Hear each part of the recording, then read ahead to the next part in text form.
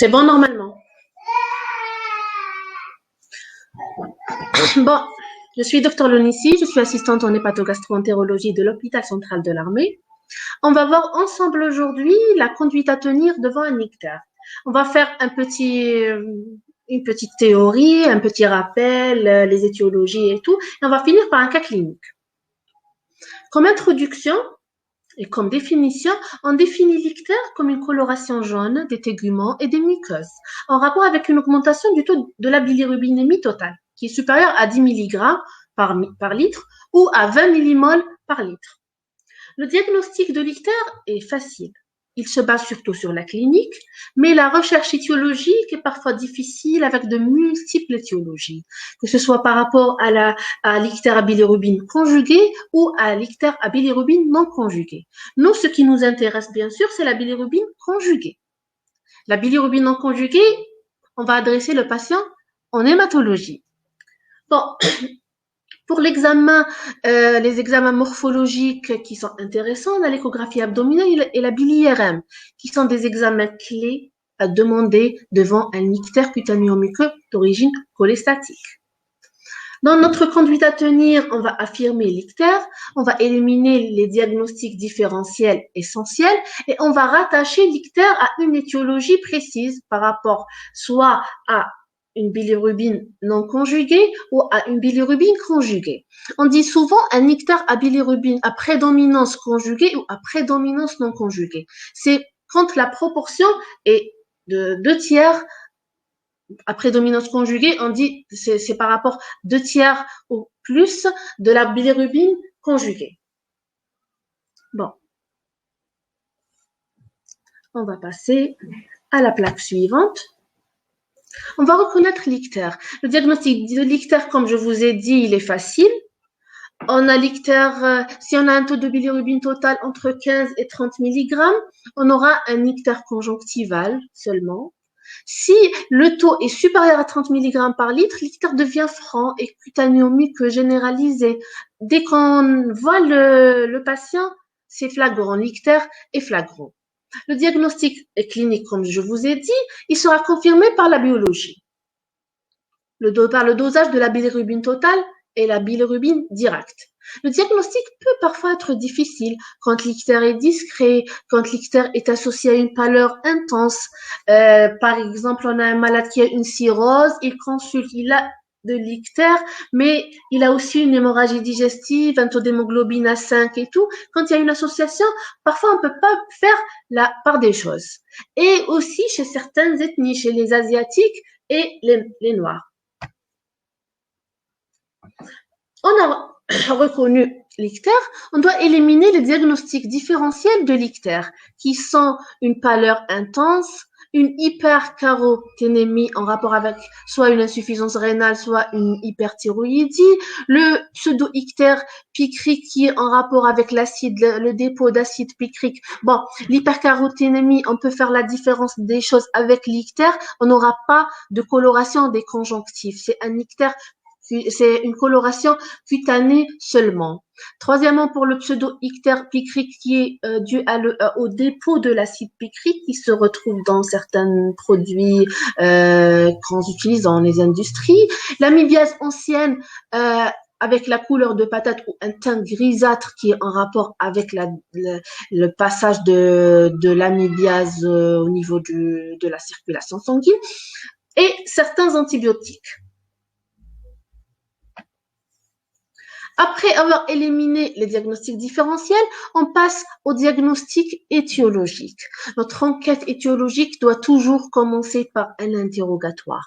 L'interrogatoire doit être minutieux, on doit prendre notre temps, on demande au malade, bon, on commence par le terrain bien sûr, l'âge du patient, son sexe, sa profession, l'exposition à un certain produit, les habitudes de vie, les facteurs de risque de contagion viral surtout, c'est surtout les transfusions sanguines, les soins dentaires, les rapports sexuellement protégés, la scarification, les tatouages.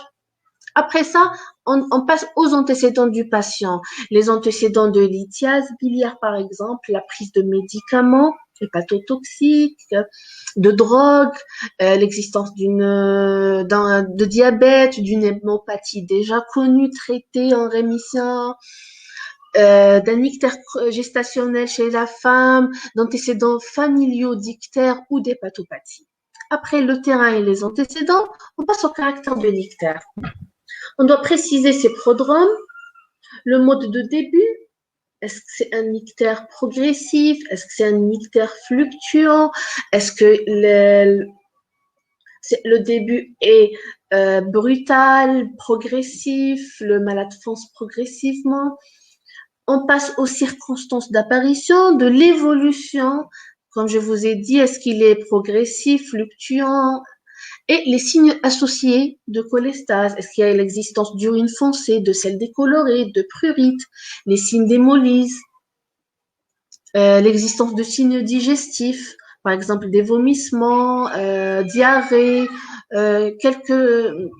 tous les signes digestifs peuvent coexister. L'existence de signes pancréatiques aussi, l'existence d'une douleur pancréatique et l'altération de l'état général, anorexie, l'amaigrissement, qui nous oriente plus vers une étiologie tumorale.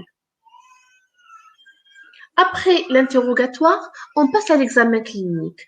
L'examen clinique doit être général. On apprécie le morphotype du patient, la température, son état de conscience, ses constantes hémodynamiques.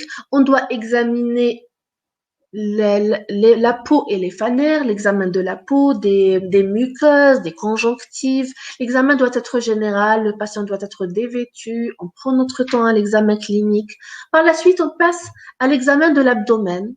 On va apprécier s'il y a une hépatomégalie, une splénomégalie, une masse palpable, les signes d'hypertension portale, les signes d'insuffisance hépatocellulaire qui nous orientent vers la cirrhose.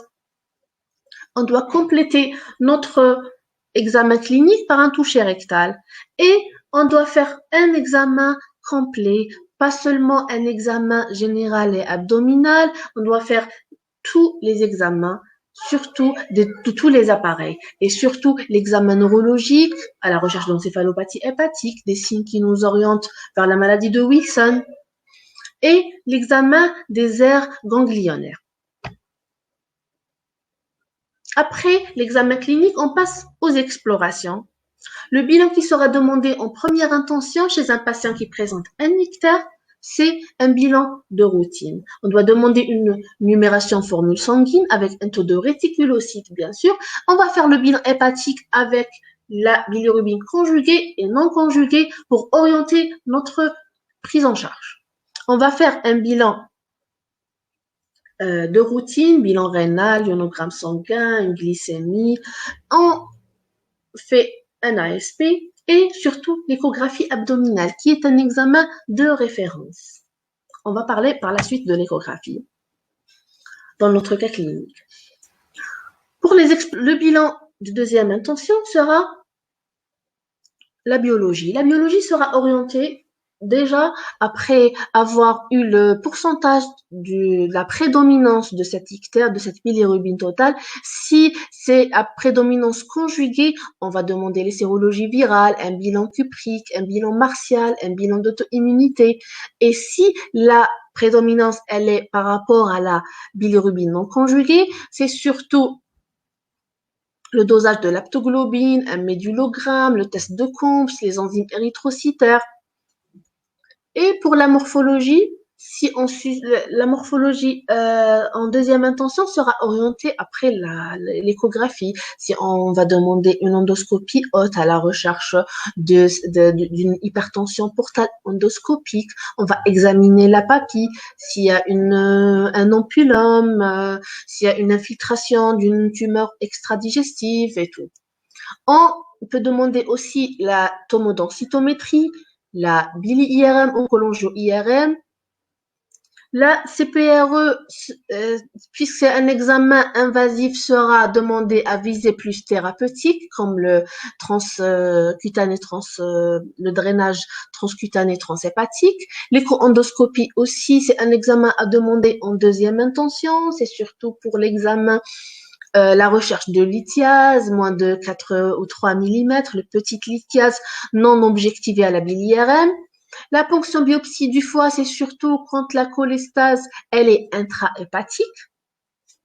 Et en dernier lieu, on peut demander la laparoscopie ou la laparotomie si on n'a pas on n'a pas trouvé l'étiologie après tous les examens précédents.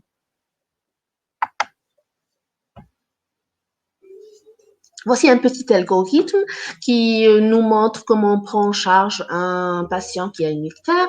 Bon, devant une ictère, on fait le dosage de la bilirubine totale avec ces deux portions, conjuguées et non conjuguées. Si la prédominance, elle est pour la bilirubine non conjuguée, on va demander une formule, un myélogramme, un frottis sanguin, un test de Coombs, les enzymes érythrocytaires et on va adresser le patient en hématologie. Si la bilirubine, elle est à prédominance conjuguée, c'est notre affaire. On complète par une échographie abdominale. On a deux cas de figure. S'il y a une dilatation des voies biliaires, c'est qu'il y a un obstacle, soit il est intraluminal, soit il est extraluminal par compression. On doit compléter par la bili-IRM pour une meilleure cartographie biliaire, de l'arbre biliaire et de la vésicule aussi. On peut demander la tomodensitométrie qui sera demandée plus pour dans le cas de la pathologie tumorale. Et pour l'examen à visée thérapeutique plus, on va demander la CPRE et TCTH. Si on n'a pas de dilatation des voies biliaires, on va demander aussi à l'échographie et on a un ictère à prédominance conjuguée, on complète par la bili-IRM. C'est plus performant, ça va nous donner une meilleure cartographie. S'il n'y a rien à la bili-IRM, on va demander une ponction biopsie du foie avec le bilan biologique de deuxième intention.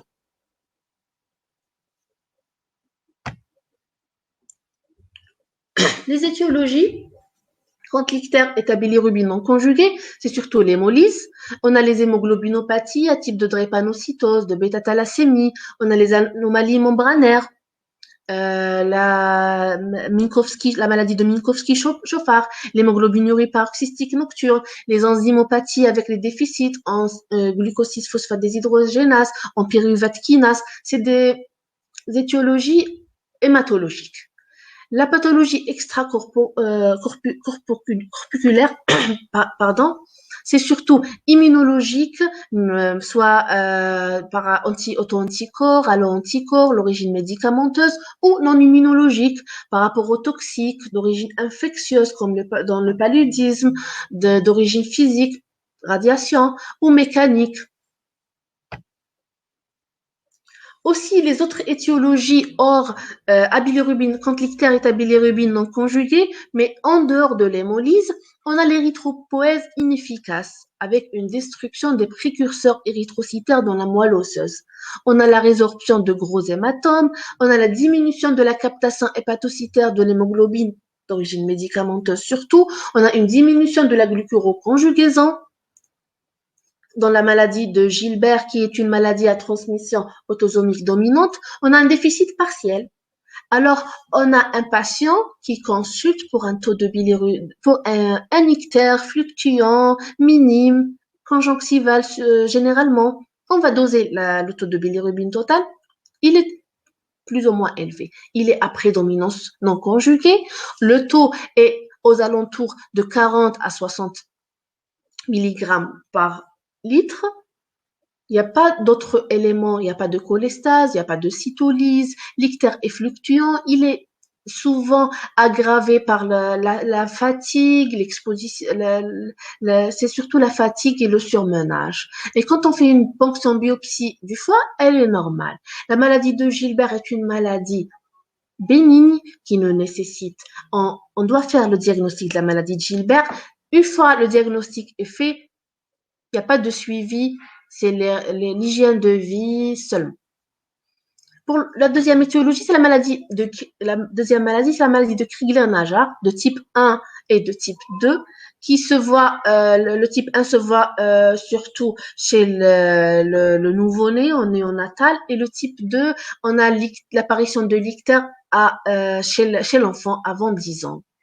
Généralement, c'est des étiologies de l'enfant qui se voient en pédiatrie. On passe à l'ictère à bilirubine conjuguée qui nous intéresse. Les étiologies, on commence par la pathologie extra-hépatique. On a deux parties, la pathologie maligne et la pathologie bénigne. La pathologie maligne, c'est surtout le cancer du pancréas, le cancer de la voie biliaire principale. Le cancer du pancréas, la masse pancréatique va comprimer la VBP et va donner un ictère à bilirubine conjuguée. Pardon. On a le cancer de la vésicule biliaire, des voies biliaires, pardon. On a l'ampulon vatérien. L'ampulon vatérien se caractérise par un ictère, une fièvre et un méléna. Cette association est souvent évocatrice de l'ampulon vatérien. Et l'ictère dans l'ampulon vatérien, il est fluctuant. Ou bien par compression d'une tumeur de voisinage ou d'une adénopathie tumorale en cas de lymphome. La pathologie bénigne, c'est surtout la cholangite sclérosante primitive, qui est une maladie inflammatoire chronique des voies biliaires. Et on a, c'est tellement, les voies biliaires sont scléreuses, c'est que même si s'il y a de l'ictère, quand on fait une biliaire, il n'y a pas vraiment une dilatation importante, puisqu'il y a souvent la fibrose des voies biliaires. Après la cholangite sclérosante primitive, on a les traumatismes de la voie biliaire principale, les lithiases de la voie biliaire principale, les compressions par des adénopathies inflammatoires ou infectieuses comme dans la sarcoïdose ou dans la tuberculose. On a aussi les parasites comme l'ascaris, le kystidatique du foie, particulièrement lorsqu'il est rompu au niveau des voies biliaires, un caillot sanguin.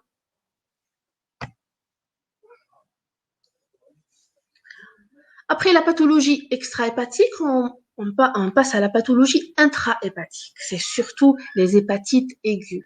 Et c'est surtout chez nous les hépatites virales. En Occident, c'est surtout aussi les hépatites alcooliques. Chez nous, c'est surtout les hépatites virales. Toutes les hépatites donnent un ictère à bilirubine conjuguée. L'origine alcoolique, les hépatites alcooliques. Les hépatites d'origine médicamenteuse. Et c'est surtout on voit souvent là, c'est le paracétamol. L'obstruction aiguë des veines, sushépatiques, c'est le syndrome de Budd-Chiari. L'ischémie hépatique, les lésions ductulaires dans la CSP intrahépatique,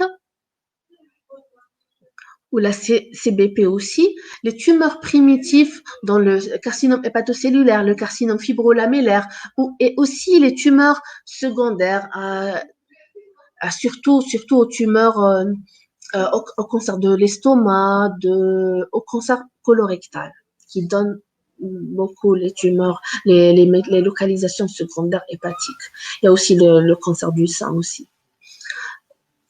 Par la suite, il y a les infiltrations hépatiques par les granulomatoses à type de tuberculose, de sarcoïdose. Il y a aussi les infiltrations par l'amylose primitive ou secondaire.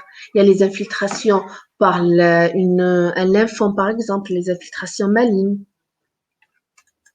Après, il y a les infections, les septicémies. Il y a la cholestase constitutionnelle, la maladie de Ben-Jonson, de Rotor, de Bayler. Aussi, et c'est des causes rares d'ictères à bilirubine non conjuguée, on peut avoir des ictères à une nutrition parentérale quand le patient, par exemple, c'est un patient qui avait une ingestion de caustique, qui a pris un caustique, on n'a pas pu autoriser l'alimentation, on est passé à l'alimentation parentérale, il peut développer par la suite un ictère. Quand l'ictère est paranéoplasique, en cas de grossesse et de cirrhose. L'existence de l'ictère, la décompensation ictérique dans la cirrhose, ça signe un mauvais pronostic de la cirrhose et c'est souvent dans les stades terminaux. Voici quelques images qui nous montrent. L'image à gauche, en haut, c'est une image de la vésicule biliaire qui est très distendue. Et il y a aussi une dilatation en amont. Ça signifie une compression par un cancer de voisinage, c'est surtout le cancer du pancréas. La deuxième image en haut et à droite, il y a une dilatation importante des VBIH. c'est ce qu'on voit, ça se voit très clairement en amont d'une sténose, sûrement au niveau, ça, à l'image, c'est au niveau de la portion proximale de la VBP. Ici aussi, en bas, on voit les dilatations des veines, des voies biliaires intrahépatiques.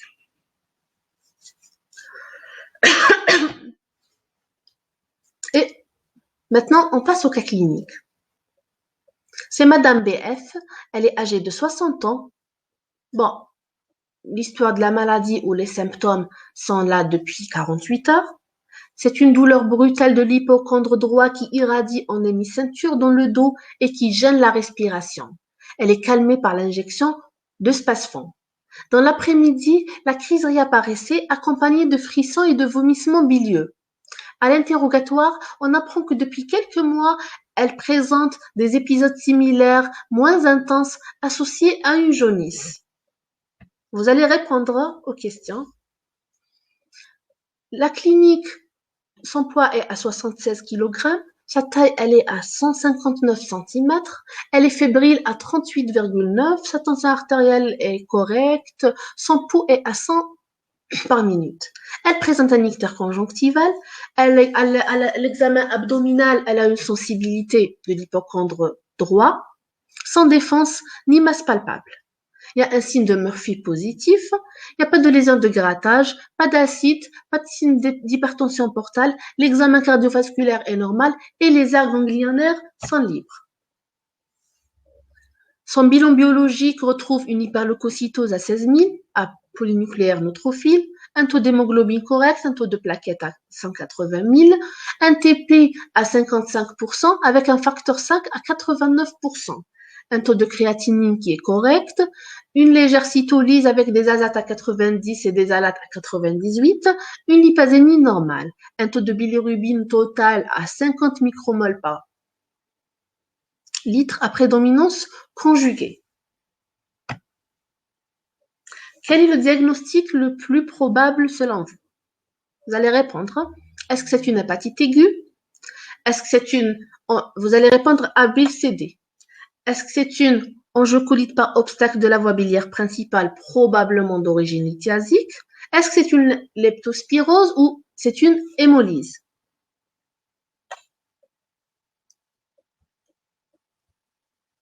Tout le monde a répondu par le B. Quels sont les éléments à l'interrogatoire qui ont pu nous orienter vers l'angiocolite?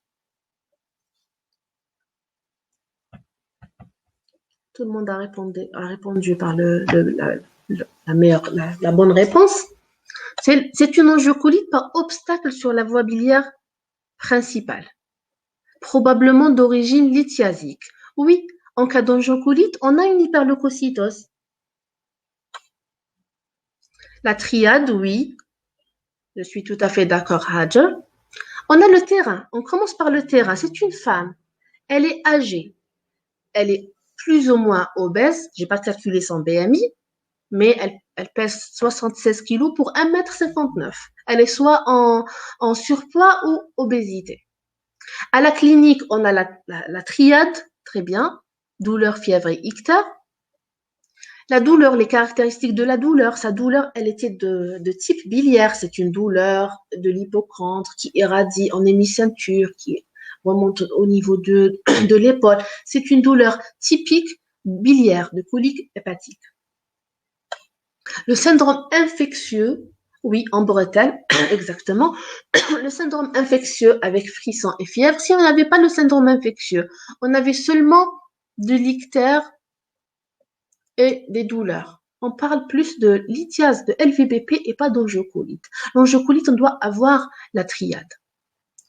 Dans les antécédents aussi, on est orienté. C'est une patiente qui a des épisodes similaires dans les antécédents. Après la clinique, c'est la biologie. On a le syndrome infectieux avec une hyperleucocytose à polynucléaire neutrophile. On a une cytolyse modérée qui nous oriente vers l'origine lithiasique. On a une bilirubine totale à 50 micromoles par litre et à prédominance conjuguée.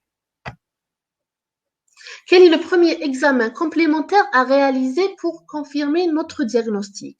Est-ce qu'on va demander une échographie abdominale, une TDM abdominale, une BILIRM, une écho-endoscopie ou une CPRE? Allez, j'attends vos réponses.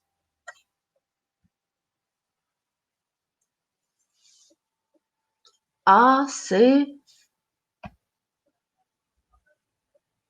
BILIRM.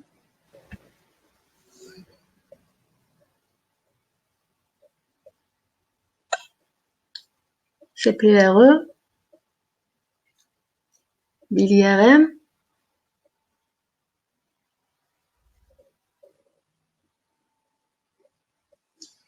La BILIRM, c'est pas faux. Mais on a dit le premier examen, l'examen de première intention, qui est disponible, qui est non invasif, qui est reproductible. C'est vrai qu'il est opérateur dépendant, mais c'est un examen qu'on peut demander sans problème. C'est l'échographie abdominale. Pour les autres qui ont répondu BILIRM, c'est pas faux, mais on parle de l'examen de première intention, qui peut être fait durant une garde, par exemple. La BILIRM, on ne peut pas la faire durant la garde. On doit attendre. Très bien. L'écho-endoscopie, non, c'est pas un examen de première intention. L'échographie abdominale, elle confirme l'origine extrahépatique de l'obstacle. Elle va nous préciser s'il y a une dilatation des voies biliaires intrahépatiques ou non, s'il y a une dilatation de la voie biliaire principale. Elle va nous mesurer les dimensions, elle va nous donner les dimensions, elle va rechercher un calcul au niveau de la voie biliaire principale dans les mesures du possible. Elle va examiner la vésicule biliaire, s'il y a des calculs, si elle est lithiasique ou non. Elle va chercher aussi les complications au niveau de la vésicule biliaire, à type de cholécystite, si l'épaisseur de la paroi, elle dépasse les 4 mm. C'est l'examen, l'échographie abdominale et l'examen à demander en première intention. Après, si l'échographie ne nous oriente pas très bien, on n'est pas sûr, on a seulement une petite dilatation, on n'arrive pas à voir l'obstacle et tout, on va pousser les explorations de deuxième intention. On va parler du scanner abdominal. Le scanner abdominal, il est utile dans la pathologie tumorale bilio-pancréatique et surtout à la recherche de complications à type de collection hépatique, à type d'abcès. Il a peu d'intérêt dans la pathologie lithiasique biliaire. C'est pratiquement le troisième. On a la biliaire, c'est le dernier. On a l'écho-endoscopie, la BILIRM, l'échographie et puis la TDM. On ne demande pas la TDM abdominale pour rechercher la lithiase. C'est surtout pour rechercher l'obstacle si on suspecte une pathologie tumorale et pour rechercher l'existence de complications à type d'abcès. La BILIRM, elle va nous donner la cartographie bilio-pancréatique, elle va nous montrer l'arbre biliaire et les canaux pancréatiques. Elle permet de préciser la nature de l'obstacle biliaire, soit l'obstacle est pariétal quand il y a une cholangite inflammatoire, soit dans la cholangite sclérosante primitive, dans la cholangite à IgG4, les cholangites auto-immunes, quand il y a aussi un cholangiocarcinome. Et elle va nous montrer si l'obstacle est endoluminal. Le calcul, elle va prendre ses mesures et tout. Alors, la BILIRM, elle est utile, mais elle ne sera pas demandée en première intention. L'écho-endoscopie haute, c'est un examen qui a une excellente sensibilité pour l'étude du carrefour bilio-pancréatique, pour les petites tumeurs, les petits ampullums, les cholangiocarcinomes débutants, les microcalculs inférieurs à 3 et 4 mm. Mais il ne faut pas oublier que c'est un examen qui est invasif, qui va être fait sous sédation. Il y a un risque de complications liées à la sédation. Il y a aussi un risque de complications liées au geste lui-même, le risque de perforation par exemple. On revient à notre cas clinique. La patiente a fait une échographie abdominale. Le foie était normal, la vésicule biliaire était multimicrolithiasique, les VBIH étaient dilatés, la VBP était dilatée à 10 millimètres, mais sans objectiver vraiment l'obstacle. La tête du pancréas paraissait normale. Quelle serait votre attitude? Est-ce qu'on doit compléter le bilan morphologique? Par quoi? Un scanner, une cholangio-MR, ou bien on va retenir l'origine lithiasique de l'angiocolite. J'attends vos réponses.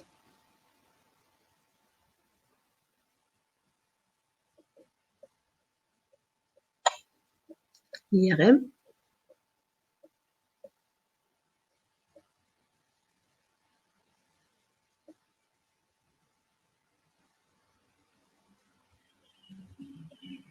Oui, si l'obstacle n'est pas visible, on est orienté, c'est à 80%, c'est une origine lithiasique, vu tous les arguments qui étaient en faveur, mais l'obstacle n'est pas visible. Si l'échographie avait montré la présence du calcul, on peut se contenter de l'échographie et passer à la CPRE. Dans le cas où il n'y a pas, l'obstacle n'est pas visible, n'est pas individualisé, on complète par la cholangio-MR.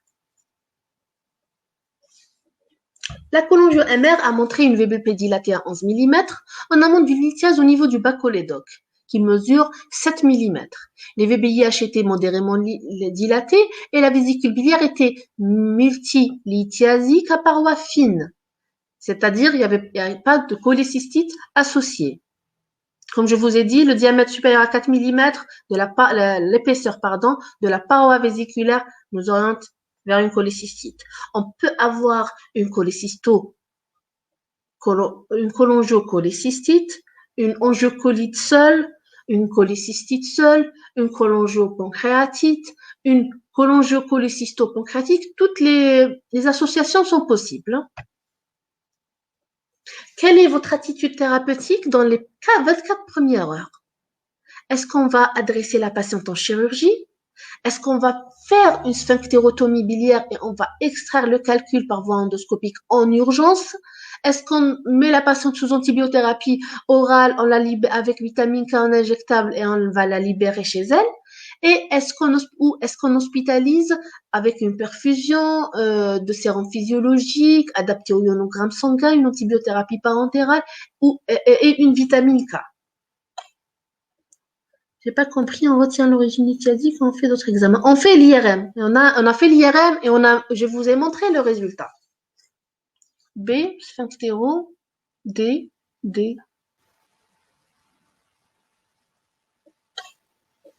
Hospitalisation, puis B, sphinctéro. Sphinctéro en urgence, je vais vous parler de la CPRE en urgence. Hospitalisation.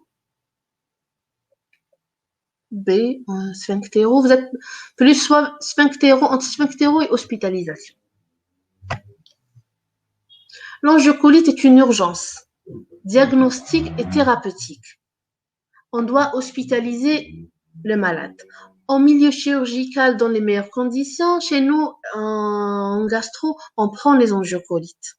On fait le traitement endoscopique et on présente le malade soit en chirurgie quand la pathologie est lithiasique, soit à la réunion de concertation pluridisciplinaire, la RCP, après bilan d'extension et tout, quand la pathologie est tumorale.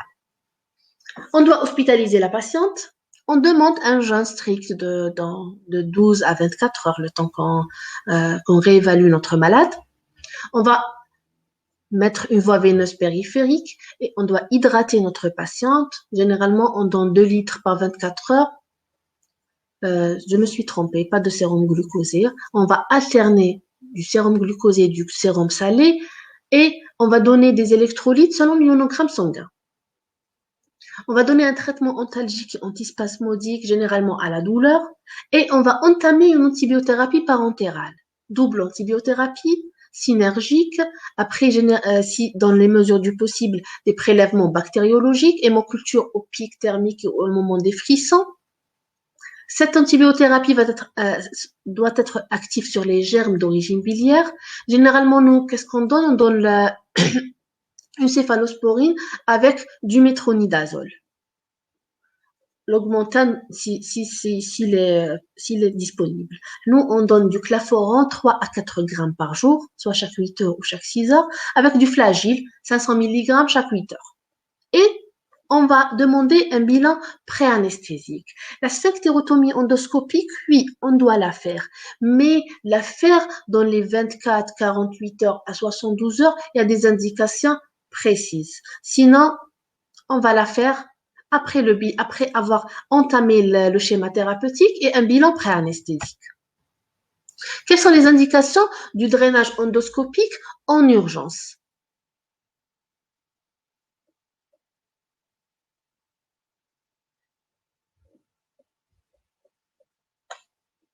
Ah oui.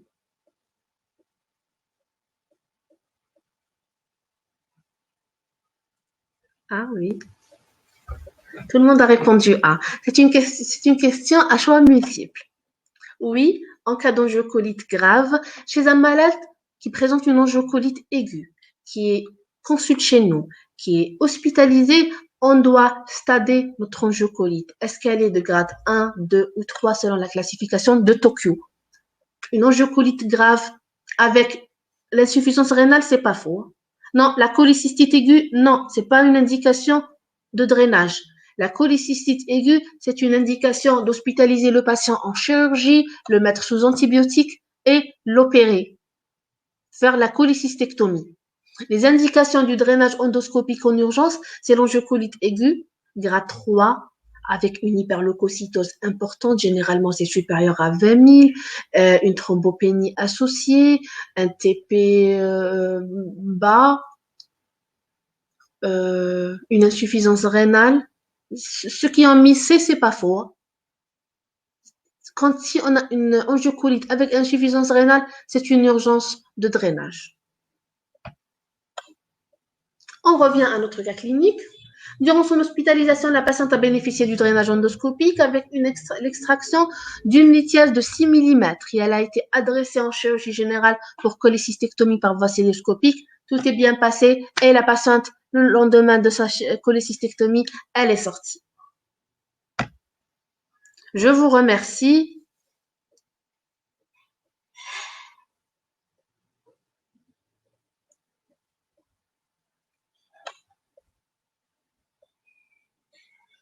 Oui, c'est l'hyperleucocytose généralement supérieure à 18 000 ou à 20 000. Oui. Avec une perturbation du bilan rénal, une défaillance, des signes en faveur d'une défaillance d'un organe. On demande on doit libérer les voies biliaires, puisque ça signe une septicémie qui est généralisée, qui se généralise.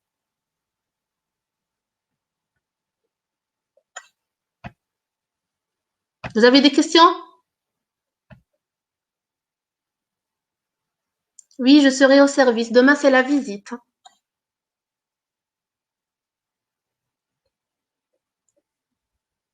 Je vous remercie. Sahaftorkom. Et à demain pour ceux qui sont affectés en côté hospitalisation.